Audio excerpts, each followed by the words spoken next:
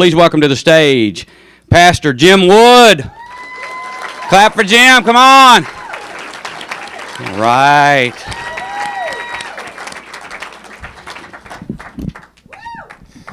I work on Sunday mornings. This is the latest I've been up on a Saturday night in years.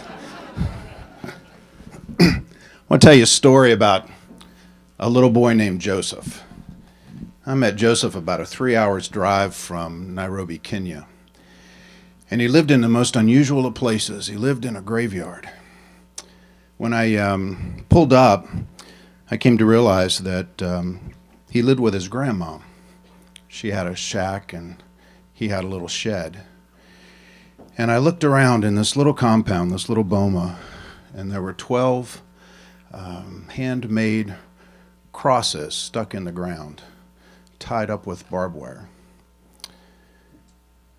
Joseph's mom, his dad, 2 of his brothers, his aunts and his uncles were in that compound.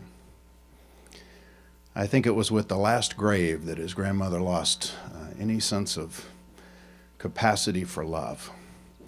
And so every morning she would get up and she would go to the little shed and take this little nail that she had used to close the door, open it up, and Joseph would come out.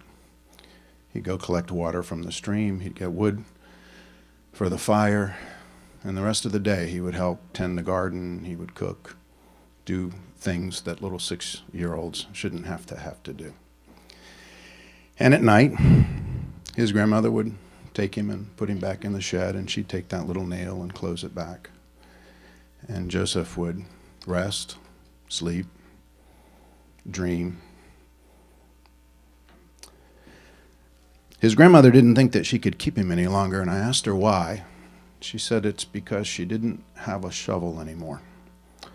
And so we took him in a truck and drove him to a beautiful place called the Joy Village, a children's home where moms raise 8 children in one home. Each mom has 8.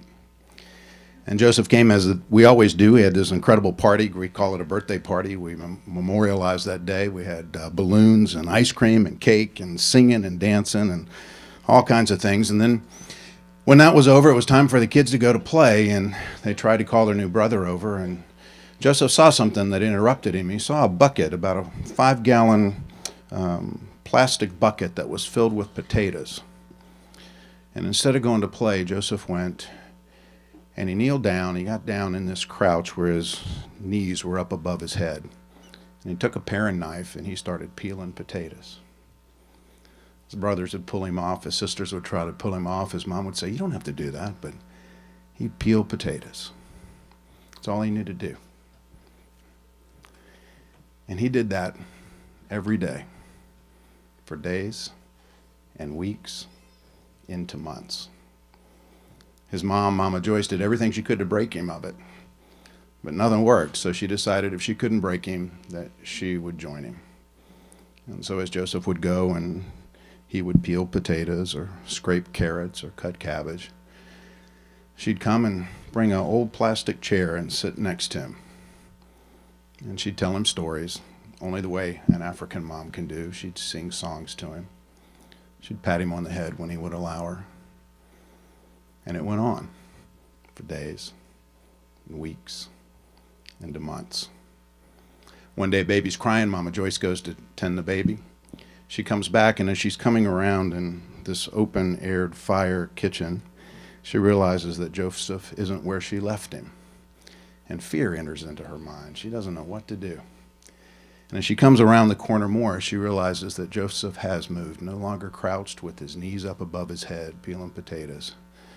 Now Joseph is sitting in his mother's chair. And I can only imagine the warmth of that chair as he sat. She said, "Joseph." Joseph didn't answer. He had his head down, still peeling potatoes. So Mama Joyce got down on her knees, and she looks up, and she sees a smile from here to here. It's amazing what a mother's love and affirmation and a chair, just the right chair, can do to give life to a child.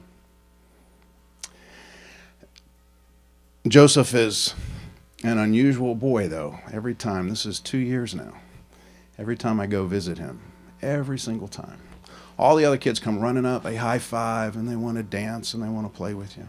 As soon as Joseph sees me, he runs away. 2 years. Every single time he runs away. So I play with the kids, we do the high fives, we do all of our introduction stuff, and then when it's over and everything parts, every single time for 2 years, Joseph comes around the corner, and he's got an old plastic chair. And he comes and he puts it in front of me, and he pats it, and he says, "Sit down." And he crawls up in my lap. And if I put my head my chin right next to his head, I can hear him singing songs that his mother taught him.